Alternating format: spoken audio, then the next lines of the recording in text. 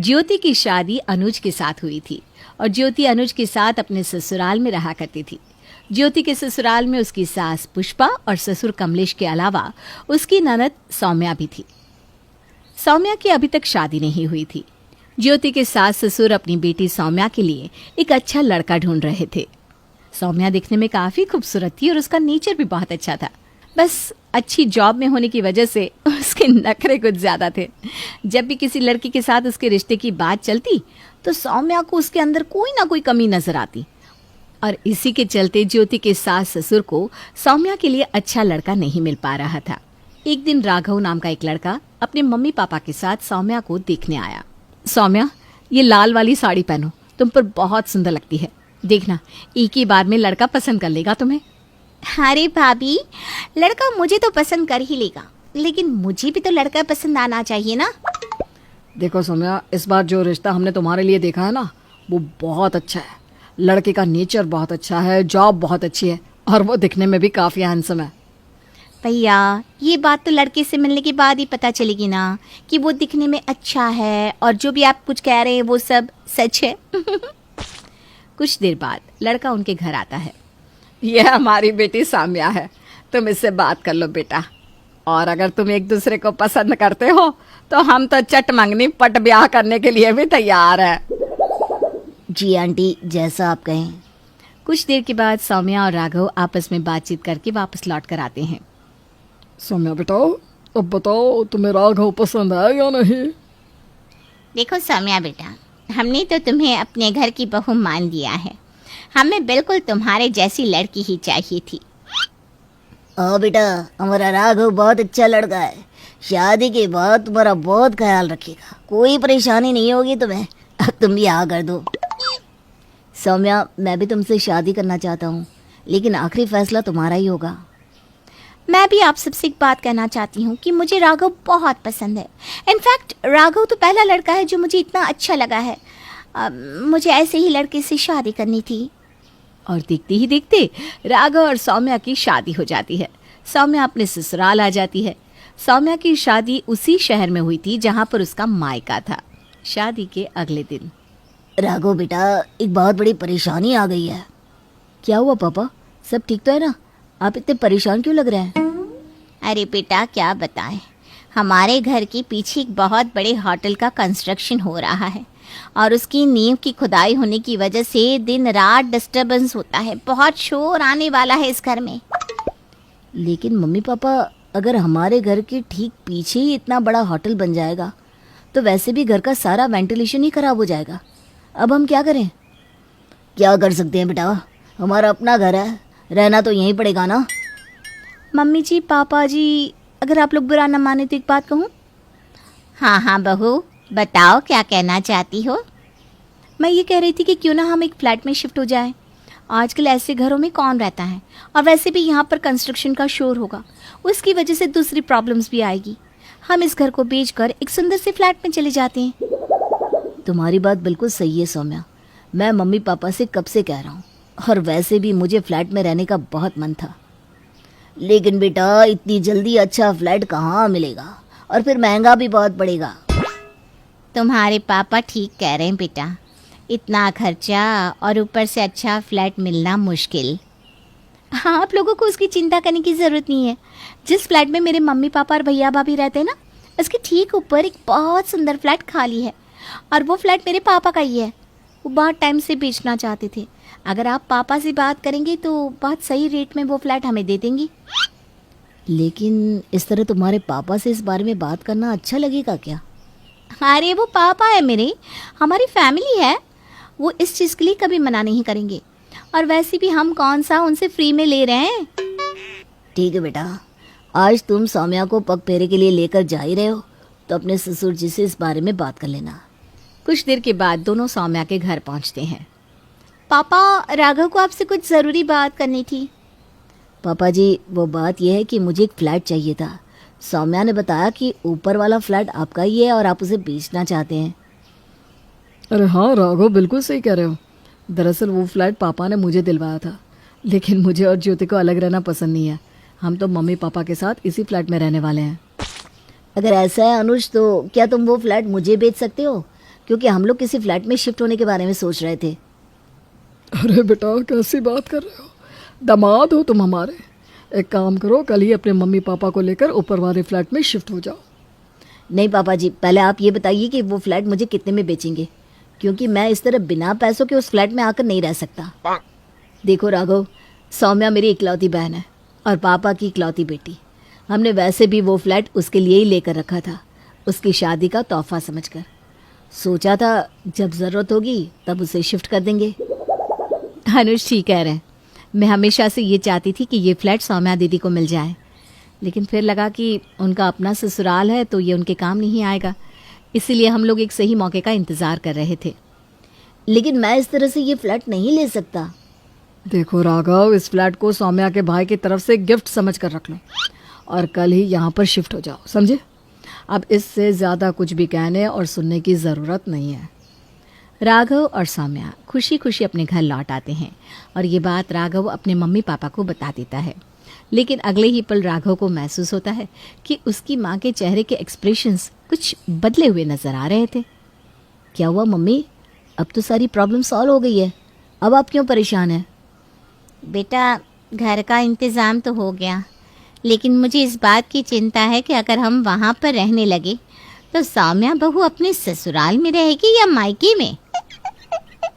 अरे मम्मी जी, मैं तो आप लोगों के साथ ही रहूंगी ना, ऊपर ससुराल रहेगा और नीचे मायका।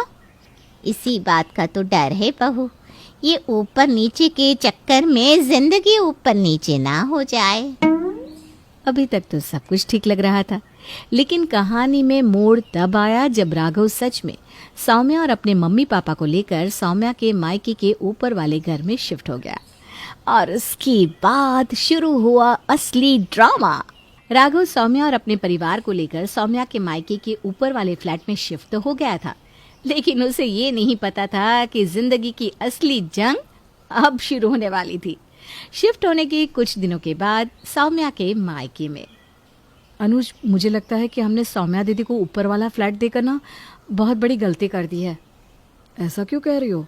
तुम तो सौम्या से बहुत प्यार करती हो और तुम ही चाहती थी ना कि वो फ्लैट उसे गिफ्ट कर दिया जाए। क्या बात है बहू, अपनी ननद से इतनी नाराजगी क्यों? देखिए मम्मी जी, मैं जानती हूँ वो आपकी बेटी है और मुझे भी सौम्या दीदी से कोई परेशानी नहीं है, लेकिन इन दिनों जो कुछ भी चल रहा है ना, वो मुझे बिल्कुल बर्दाश्त नहीं हो रहा। अरे बहू, लेकिन हुआ क्या है? साफ साफ बताओ तो ज़रा। देखिए ना, सौम्या दी अपनी बालकनी में रखे प्लांट्स में पानी डालती हैं और सारा का सारा पानी टपक टपक कर हमारी बालकनी में गिरता है। अब मैं सारा दिन सफाई थोड़ी ना करती रहूंगी। अरे तो तुम्हें ये बात सौम्या से कह देनी चाहिए थी। कह चुकी हूँ मम्मी जी, कई बार कह चुकी हूँ। ज़्यादा कहूँगी तो ननद भाभी के रिश्ते में प्रॉब्लम आ जाएगी, बस यही सोचकर चुप रह जाती हूँ। और दूसरी तरफ सौम्या दीदी की सास, वो बालकनी में कपड़े सुखा देती हैं, सारा दिन पानी टपक टपक कर हमारी बालकनी को भिगोता रहता है। देखो बहू, मैं सौम्या को समझाने की कोशिश करूंगा, तुम परेशान मत हो। उसी वक्त दरवाजे की घंटी बजती है। अनुज जैसे ही दरवाजा खोलता है, सामने सौम्या गुस्से में खड़ी हुई थी। अरे क्या हुआ, आज सुबह सुबह मायके की याद कैसे आ गई? देखो भैया, आप ना भाभी को समझा लो। कल जब मेरी सासू माँ बालकनी में कपड़े सुखा रही थी तो भाभी नीचे अपनी बालकनी में खड़े होकर जोर जोर से न जाने क्या क्या कह रही थी मेरी सासू माँ को। अरे उनको बुरा लग गया और उनका सारा गुस्सा मेरे ऊपर उतरता है। अरे ऐसा भी क्या कह दिया मैंने? जरा सा तेज आवाज में यही तो कहा था कि कपड़े सुखाने से पहले देख लेना चाहिए, आसपास और भी लोग रहते हैं। भाभी, मेरी सास को बुरा लगने के लिए इतना काफी है, और आपको इस तरह उन्हें इनडायरेक्टली बातें सुनाने की क्या जरूरत थी? अगर कोई बात थी तो आप मुझे कह देती। कितनी बार तो आपसे कहा था, लेकिन आपने मेरी एक ना सुनी। अच्छा ठीक है, इस तरह आपस में झगड़ो मत। देखो, हम दोनों एक ही परिवार है और ऐसा तो चलता रहता है। किसी तरह सौम्या को समझा बुझाकर वापस भेज दिया जाता है।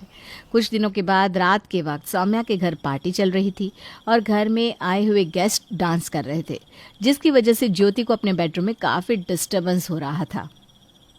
अनुज उठिए ना, क्या खर्राटे मार के सो रहे हैं आप? अरे क्या हुआ ज्योति? अरे क्या हुआ? आपका क्या है? आप तो सुबह 9 बजे तक सोते रहेंगे, मुझे तो सुबह 5 बजे उठकर काम करना होता है ना। अरे तो तुम भी सो जाओ ना, मैंने तुम्हें सोने से मना किया है क्या? तुम्हारी बहन के घर पार्टी जो चल रही है उसकी धम धम की आवाज से मैं कैसे सो सकती हूँ? सुनो तो कितना डिस्टर्बेंस हो रहा है। अरे कोई बात नहीं ना, आज पार्टी है, एक दिन तो हम बर्दाश्त कर ही सकते हैं ना। आज तो पार्टी है, लेकिन तुम्हारी बहन पता नहीं रोज रात को अपने बेडरूम में धम धम धम धम कौन सा डांस करती है। ना खुद चैन से सोती है ना सोने देती है। मेरा तो जीना मुश्किल कर दिया। लगता है ये ऊपर ससुराल नीचे मायका वाकई में जिंदगी को ऊपर नीचे करके रख देगा। चलो सो जाओ, अभी तो सो जाओ। दोनों ही परिवार रोज रोज की चिक चिक से परेशान होने लगे थे, लेकिन अब कर भी क्या सकते थे। कुछ दिनों के बाद सौम्या फिर से अपने मायके आती है। देखो मम्मी, अब ना भाभी को समझा दो। अरे लेकिन अब क्या हुआ है? भाभी की वजह से ना हम लोग बहुत परेशान हैं। परेशान मेरी वजह से आप नहीं, आपकी वजह से हम हैं। कभी आप पार्टी करती हैं, कभी बालकनी का पानी हमारी बालकनी में गिराती हैं। अब आपको हमारी वजह से क्या प्रॉब्लम हो गई? भाभी ये जो आप प्याज लहसुन का तड़का लगा लगा कर किचन की खिड़की खुली छोड़ती है ना, सारी खुशबू हमारे किचन में आती है। आप प्याज लहसुन खाती है, मेरे ससुराल वाले नहीं खाते। ये मत भूलो सौम्या, कुछ दिन पहले तुम भी इसी घर में रहा करती थी। लेकिन अब तो नहीं रहती ना, अब वो मेरा ससुराल है। उन लोगों को ये आपके प्याज लहसुन की खुशबू बिल्कुल बर्दाश्त नहीं होती। तो खाना बनाते वक्त रसोई की खिड़की बंद रखा कीजिए। अरे ये क्या बात हुई? तुम्हारा ससुराल मेरे सिर के ऊपर है, तो इसका मतलब ये तो नहीं ना कि तुम मेरे सर पर बैठ कर नाचोगी। हे भगवान, ये क्या होता जा रहा है? कैसे समझाऊं मैं इन दोनों को? किसी को समझाने की जरूरत नहीं है, अपनी बीवी को समझा लो। मेरा जीना मुश्किल कर दिया है इसने। उस दिन भी किसी तरह दोनों को समझा बुझाकर बात को रफा दफा कर दिया गया, लेकिन धीरे धीरे प्रॉब्लम बढ़ने लगी और एक दिन ऊपर वाला ससुराल और नीचे वाला मायका दोनों आमने सामने आकर खड़े हो गए। ज्योति अपनी ननद सौम्या के ससुराल में पहुंच गई। ज्योति को इस तरह गुस्से में जाते देख पुष्पा भी उसके पीछे पीछे भागी। साथ में कमलेश और अनुज भी आ गए। देखिए सौम्या दीदी, आपका ससुराल ऊपर है और मायका नीचे है, लेकिन इस बात का मतलब ये बिल्कुल नहीं कि आप हमारा गलत फायदा उठाएंगी। कमाल है भाभी, मेरी शादी क्या हुई, आपके तो तेवर ही बदल गए। और वैसे भी ऐसा क्या फायदा उठा लिया मैंने आपका? अरे तुम दोनों चुप हो जाओ, इस तरह लड़ने की क्या जरूरत है? जानते हैं भैया, जब से आपने ये घर मुझे गिफ्ट किया है ना, भाभी को बहुत प्रॉब्लम हो रही है। हाँ हाँ, अब तो तुम यही कहोगी ना। भूल गई, ये घर तुम्हें गिफ्ट देने के लिए मैंने ही कहा था। अब दोनों प्लीज झगड़ना बंद कर दीजिए। जो भी बात है हम मिलजुल कर सुलझा लेते हैं ना। देखो ज्योति बेटा, जो भी बात है बताओ, आखिर हुआ क्या है? आंटी जी, आप कीर्तन में चली जाती हैं, अंकल जी सारा दिन घर में रहते नहीं, राघव और सौम्या ऑफिस चले जाते हैं। अरे बहू, तो इसमें झगड़ा करने की क्या बात है? अरे पापा जी, सौम्या दी दिन भर ऑनलाइन शॉपिंग करती रहती हैं और उनकी सारी पार्सल हमारे घर पर डिलीवर होते हैं, क्योंकि इन्होंने उन लोगों को बोल रखा है कि अगर पार्सल उनके घर पर कोई ना मिले तो हमारे घर दे दिया करे। अरे तो क्या हो गया, मायका है मेरा, आप लोग इतना भी नहीं कर सकती? दिन भर घंटी बजती रहती है। कितनी ऑनलाइन शॉपिंग करती हैं आप? मैं आगे से आपका कोई पार्सल नहीं लेने वाली। देखो सौम्या, तुम एक काम करो, अपना पार्सल अपने घर पर ही मंगवाया करो। भैया, आपको तो बस भाभी ही नजर आती है, हैं? अरे इनकी वजह से मुझे कैसे और कितनी प्रॉब्लम होती है जानती भी हैं आप? अब मैंने क्या कर दिया? जानते हैं भैया, मेरी पार्किंग वाली जगह पर भाभी जानबूझकर अपनी स्कूटी लगा देती है और रोज सुबह सुबह पहले मुझे उस स्कूटी को हटाना पड़ता है। सौम्या और ज्योति का झगड़ा रुकने का नाम ही नहीं ले रहा था। घर के बाकी के सब लोगों ने अपना अपना सर पकड़ लिया था। सब समझ चुके थे कि ऊपर ससुराल और नीचे मायका अब अपना असली रंग दिखा रहा था। आज मेरे मायके से बड़ी मजेदार खुशबू आ रही है। लगता है भाभी या मम्मी कुछ बढ़िया बना रही हैं। चलो जाकर देखती हूँ और लगे हाथ खाकर भी आ जाऊंगी। मायरा घर से बाहर निकलने ही वाली होती है कि पीछे से उसकी सास आ जाती है। ओ मैडम, कहाँ निकली आपकी सवारी हैं? माँ जी, दरअसल वो ना आज मायके में भाभी को थोड़ा सा पेट दर्द हो गया है, बस वही तो एक अच्छी ननद होने का फर्ज निभाते हुए उनका हाल चाल पूछने जा रही हूँ मैं। कोई जरूरत नहीं है, रोज तेरे मायके में किसी न किसी की तबीयत खराब हो ही जाती है और रोज तू फुदक के चली जाती है। हमारी ही अकल पर पत्थर पड़े थे जो पड़ोस की लड़की को ही बहू बना लिया। अब आपका मायका 100 किलोमीटर दूर है, उसमें मेरा क्या कसूर? आपका खाना बना दिया है, आटा भी गूंद दिया है, गर्मा गर्म फुल्की बनाकर खा लेना ना आप।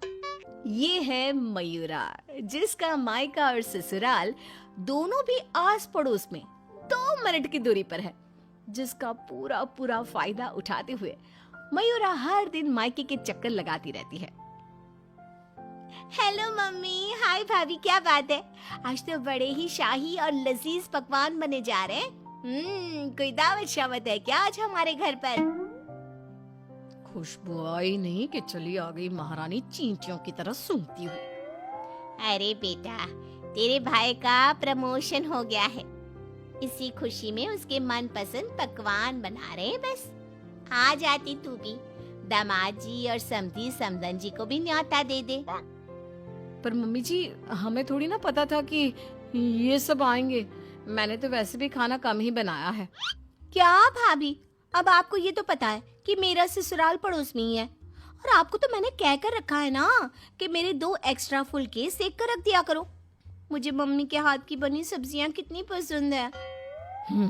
आई बड़ी महारानी। ऐसे ही मयूरा आधा दिन अपने ससुराल में और आधा दिन अपने मायके में गुजारती रहती। एक दिन सुबह नाश्ते के दौरान मयूरा के ससुर धनराज और पति श्लोक, अरे मयूरा, ये क्या? ये पराठा तो आधा कच्चा है और मेरा पराठा तो कुछ ज्यादा ही एक्स्ट्रा पक गया है, जो जल गया है। कोयले से भी काला हो गया ये तो। होगा भी क्यों नहीं, ये करम जली सुबह सारा काम ऐसे ही फटाफट गड़बड़ी में जैसे तैसे निपटाकर अपने मायके भाग जाती है। इससे क्या फर्क पड़ता है? सास को अगर चक्कर आ गए दिन दहाड़े, तब कौन आएगा बचाने? ओ कम ऑन माँ जी, चक्कर, और वो भी आपको? दिन भर आप हर आधे घंटे में कुछ न कुछ खाती रहती हो और फिर भी मुझे ताने कस रही हो। Very bad. तो तू कौन सी गुड है, हैं? आई बड़ी। वहां मायके के घर में वंदना अपने पति यानी मयूरा के भाई गोपाल से कहती है, गोपाल, तुम ना तुम्हारी प्यारी बहन को समझा कर रखो। अरे तीज त्योहार, रक्षाबंधन, दीपावली, इन सब पे अपने मायके आए तो ठीक लगता है, लेकिन ये मैडम, ये तो रोज ही चली आती है मुंह उठाए। अरे सोचिए मम्मी जी, अगर मैं भी रोज इस तरह अपने मायके जाऊं तो आपको ये सही लगेगा? नहीं ना? फिर वंदना सही कह रही है मम्मी, जरा इस बात पर गौर फरमाइए। हाँ बेटा, मुझे पता है। उस दिन तो गली की औरतें भी सब्जी वाले के यहाँ गप्पे लड़ाते हुए बातें बना रही थी कि मयूरा तो दिन भर सिर्फ अपने मायके में ही रहती है। आज उसे आने दो, मीठे बोल से ही समझाऊंगी, समझ जाएगी वो। फिर जब मयूरा मायके आती है तो, मम्मी, आपको तो कोई दिक्कत नहीं है ना मेरे इस तरह आपसे मिलने यहाँ आने से? ये देख सरोज का मन ममता के मुंह में आ जाता है। ना बेटी ना, तू ऐसा क्यों सोच रही है और तेरी आंखें नम क्यों है? तू क्यों रो रही है बेटा? समदन जी ने कुछ कहा है क्या? उफ़ो, ये मम्मी जी भी ना, उन्होंने एक आंसू गिराया नहीं कि पिघल गई। नहीं मम्मी, किसी ने कुछ नहीं कहा, बस आज आपकी बहुत याद आ गई। रोज आपसे मिलती ही हूँ, लेकिन आज पता नहीं क्या हुआ। और इसी के साथ सरोज अपनी बेटी को कुछ नहीं बोल पाती और अब मयूरा का मायके में आना जाना इतना बढ़ जाता है कि वो मायके के फैसलों में भी दखल अंदाजी देने लगती है। तभी वहां पर बरखा आती है। अगर इतना ही परेशान हो तो उसे घर के अंदर आने ही क्यों देते हो? वो एक पांव अपने मायके की नाव में रखती है और एक पांव अपने ससुराल की नाव में। अगर एक नाव हटा दे तो ना चाहते हुए भी उसे दोनों पैर एक ही नाव में रखने होंगे ना। हाँ काकी, एकदम बराबर बात कर रही हैं आप। लेकिन समधन जी, आप अपनी बेटी के मुंह पे दरवाजा लगा पाती क्या? देखिए, मुझे वो सब नहीं पता। अब उसका पूरा संसार उसके ससुराल में बस चुका है। उसे वहां ध्यान देना चाहिए, ना कि इधर मायके में। और इसलिए आप ही हो, उसे यहाँ आने पर आप ही को रोक टोक लगानी होगी। बस यही कहने आई थी। नमस्ते।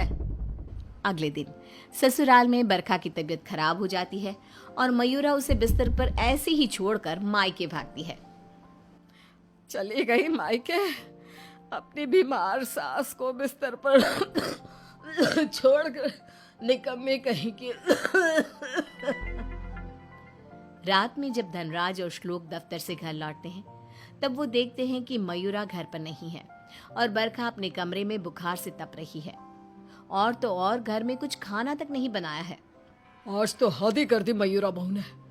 अरे काम काज का नहीं, लेकिन कम से कम अपनी सास की तबीयत का तो लिहाज रख लिया होता।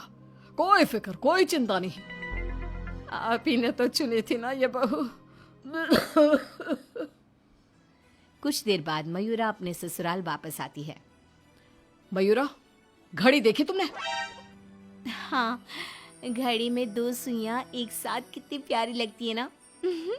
बिल्कुल आपकी और मेरी जोड़ी की तरह। मैं मजाक के मूड में बिल्कुल नहीं हूं मयूरा। तुम्हारा ये मायके से ससुराल, ससुराल से मायके घूमने का तमाशा बहुत हो गया। ये सब कब खत्म होगा? तुम्हें अंदाजा भी है, माँ अंदर 103 बुखार से तप रही है और तुम सुबह से अपने मायके में हो।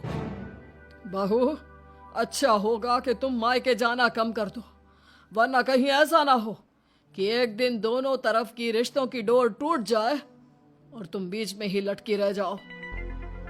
जी पापा जी, आप टेंशन मत लो। मैं मायके जाना तो नहीं छोड़ सकती, लेकिन मैं अपना बहु धर्म अब अच्छे से निभाऊंगी। मैं रोज माँ जी का एकदम हल्की नाजुक पत्ते की तरह ख्याल रखूंगी और आप लोगों को शिकायत का मौका भी नहीं दूंगी। पर मयूरा तो आखिर मयूरा है, इतनी जल्दी कैसे उसे किसी की बात समझ में आ जाती? ये तो उसके डिक्शनरी में था ही नहीं। पहले वो बिना कोई काम किए मायके चली जाती थी और अब कभी कुकर को गैस पर रखकर तो कभी कपड़ों को आधे में धोता छोड़कर मायके चली जाती। उसकी इन हरकतों से ससुराल और मायके वालों को तो पहले से ही परेशानी थी। अब तो आस पास की औरतों के लिए भी मयूरा अच्छी खासी शाम की चाय की गॉसिप बन गई थी। अरे वो सरोज बहन की बिटिया मयूरा कभी इस डाली तो कभी उस डाली फुदकती रहती है। मुझे तो दिन भर अपनी खिड़की से उसका ये सर्कस देखने में बहुत मजा आता है। अरे मैंने तो सुना है उसकी भाभी वंदना अपनी ननद को एक आंख पसंद नहीं करती। दरअसल मेरी बहू काजल और वंदना ना सहेलियां हैं, इसीलिए पता चला। पर मानना पड़ेगा सरोज को, बहुत अच्छे गुण दिए हैं उसने अपनी बेटी को। तभी वहां से गुजर रही सरोज सभी औरतों की बातों को कान लगाकर सुन लेती है और रुककर उन्हें चिल्लाते हुए कहती है, क्यों रे कलम हुईयो, तुम लोगों को क्या अपनी घर गृहस्थी नहीं है जो रोज शाम को हमारी गृहस्थी की चर्चा लेकर बैठ जाती हो? हैं? बेवकूफ औरतें, पहले खुद के घर में ठीक से देख लो, फिर दूसरे के घरों में झांको।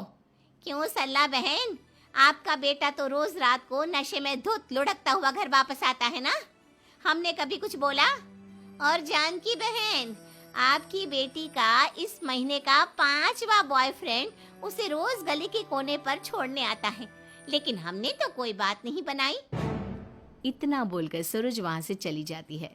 लेकिन अब पानी सर के ऊपर जा चुका था और थक हार कर परेशान होकर दोनों परिवार वाले आपस में एक साथ मिलकर मयूरा के बारे में बात करते हैं। श्लोक, हमने बहुत बार कोशिश की कि हम मयूरा को रोके मायके आने से, लेकिन वो इतनी ढीठ है कि हमारी बातों को कान के पीछे ही डाले जा रही है। अब पता नहीं वो ये सब जानबूझकर कर रही है या फिर सच में। समतन जी, समधी जी, अब जो भी हल निकालना है आप ही निकाल सकते हैं। दामाद जी कुछ तो कीजिए। कुछ तो आपको करना चाहिए था सरोज जी। अरे बरखा, जैसे हम बहू को रस्सी से बांध कर नहीं रख सकते, वैसे ही एक माँ होने के नाते सरोज जी भी मयूरा को मायके में प्रवेश करने से नहीं रोक सकती। अरे उसने पूरा बचपन बिताया है वहां पर। लेकिन अब नहीं, अब तो इस सब का एक ही रास्ता है। जो काम मैंने 1 साल पहले नहीं किया था वो मैं अब करूंगा। ऐसा क्या कर लेगा तू बेटा? मुझे कंपनी की तरफ से चिरौलीपुरा में ट्रांसफर लेटर दिया गया था, वो भी दुगनी सैलरी के बेसिस पर। लेकिन 1 साल पहले आई इस ऑफर को मैंने मयूरा की खुशियों के लिए ठुकरा दिया था, क्योंकि अगर हम यहाँ से कहीं और जाकर शिफ्ट हो गए तो वो अपने मायके को मिस करेगी। तभी शादी भी नहीं थी, और अब ऐसा कुछ भी नहीं है। तो तुम ये कहना चाह रहे हो कि तुम सब यानी मयूरा के ससुराल वाले अब उसके मायके से दूर चले जाएंगे? जी हाँ, मैं इस ऑफर को अभी भी एक्सेप्ट कर सकता हूँ, और फिर हम सब यहाँ से चले जाएंगे। अब हम और कर भी क्या सकते हैं? अगर मयूरा को अपने मायके जाने से रोकना है तो बेहतर यही होगा कि उसके पड़ोस के ससुराल को दूर ले जाए और उसके ससुराल वाले ही अलग जाकर रहे, जिससे वो रोज अपने मायके नहीं जा पाएगी। सभी श्लोक के इस फैसले पर सहमति जताते हैं और फिर मयूरा अपने पति की ट्रांसफर की वजह से शिफ्ट होने की बात को साधारण समझकर अपने मायके से दूर चली जाती है। जो भी कहो, सही मायनों में बहू विदा करके तो मैं अब लाई हूँ।